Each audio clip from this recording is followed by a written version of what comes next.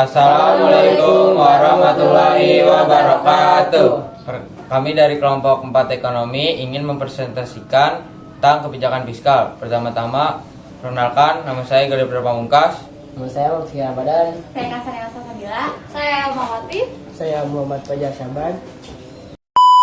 Baik, saya akan menjelaskan tentang apa itu kebijakan fiskal. Kebijakan fiskal adalah kebijakan penyesuaian di bidang pengeluaran dan penerimaan pemerintah untuk memperbaiki keadaan ekonomi.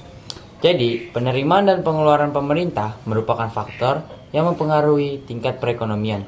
Jadi, pemerintah diibaratkan sebagai kepala rumah tangga jika penerimaan adalah salah satu faktor yang menentukan tingkat konsumsi. Maka, tindakan demikian dapat menekan pengeluaran. Tindakan semacam ini menyelamatkan keuangan rumah tangga negara. Pengurangan pendapatan dalam rumah tangga negara dapat menekan kegiatan ekonominya. Jika pengeluaran ekonomi dikurangi, kegiatan ekonomi akan menjadi lesu. Nah, di sini pemerintah menerapkan kebijakan fiskal.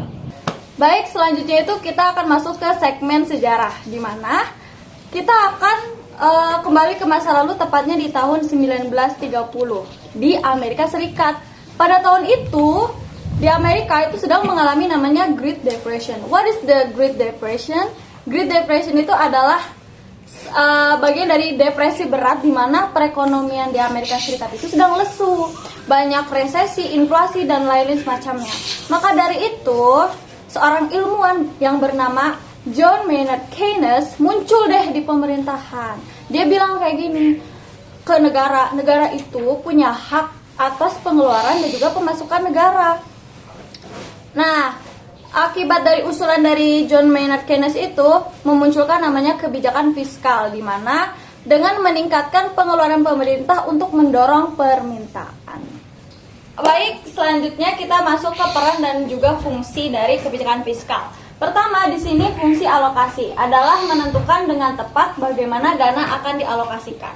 Ini berkaitan dengan perpajakan dan juga pengeluaran pemerintah, karena alokasi dana itu tergantung dengan cara pemerintah menentukan dengan tepat atau dengan sasaran yang tepat dana yang akan digunakan. Baik, selanjutnya ada fungsi distribusi, adalah untuk menentukan strategi uang yang lebih spesifik agar dana tersebut dapat didistribusikan ke setiap segmen ekonomi. Ini berbeda dengan fungsi alokasi karena di sini itu lebih spesifik, lebih jelas dan juga lebih merujuk ke segmen ekonomi yang akan ditentukan. Berbeda dengan yang tadi alokasi itu yang lebih general sifatnya. Di sini ada fungsi stabilisasi.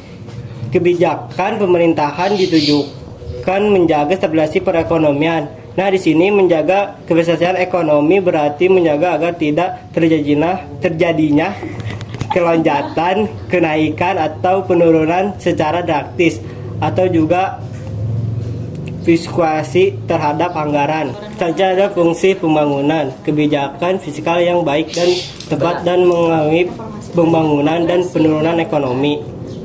Menurut Badan Kebijakan Fiskal Indonesia atau Kemendagri sebagai negara yang ingin membangun, pemerintahan melakukan dana anggaran yang dapat digunakan untuk membiayai pelajaran, infrastruktur, pendidikan, kesehatan, dan kegiatan pembangunan lainnya. Sejumlah keperluan ini dapat dipenuhi bila pemerintah memiliki anggaran yang cukup. Selanjutnya ada jenis-jenis kebijakan fiskal.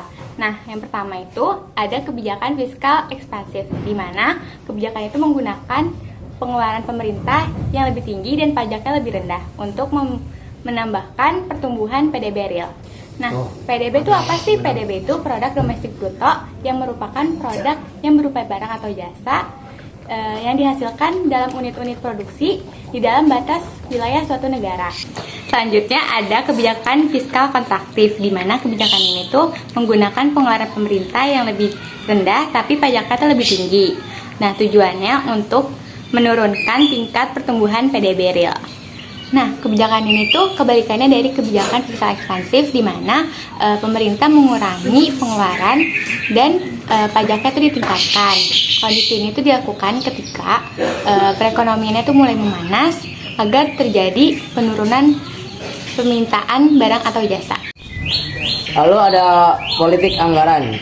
Politik anggaran dapat dibedakan menjadi anggaran berimbang dan anggaran tidak berimbang. Jika pemerintah menempuh anggaran berimbang, pengeluaran direncanakan sama dengan penerimaan. Tidak ada petunjuk dalam kondisi ekonomi seperti apa politik anggaran berimbang ditempuh. Namun apabila pemerintah memilih anggaran berimbang, dua hal paling pokok yang ingin dicapai adalah peningkatan disiplin dan kepuasan anggaran. Anggaran tidak berimbang ini dapat dibagi lagi atas anggaran defisit dan anggaran surplus. Anggaran defisit adalah anggaran yang lebih besar pengeluaran daripada penerimaan karena memang direncanakan demikian agar pengeluaran pemerintah lebih besar dari penerimaan. Anggaran surplus adalah kebalikan dari anggaran defisit, yaitu pemerintah merencanakan penerimaan yang lebih besar daripada pengeluaran. Politik anggaran surplus dilakukan apabila perekonomian sedang dalam tahap ekspansif dan memanas. Melalui anggaran surplus, pemerintah mengurangi pengeluaran untuk menurunkan tekanan permintaan atau mengurangi daya beli dengan menaikkan pajak. Yang keempat ada instrumental kebijakan fiskal. Yang pertama ada sistem perpajakan. Sistem perpajakan adalah pemindahan sumber daya yang ada di sektor rumah tangga dan dunia usaha ke sektor pemerintah melalui mekanisme pemungutan tanpa wajib memberi balas jasa langsung.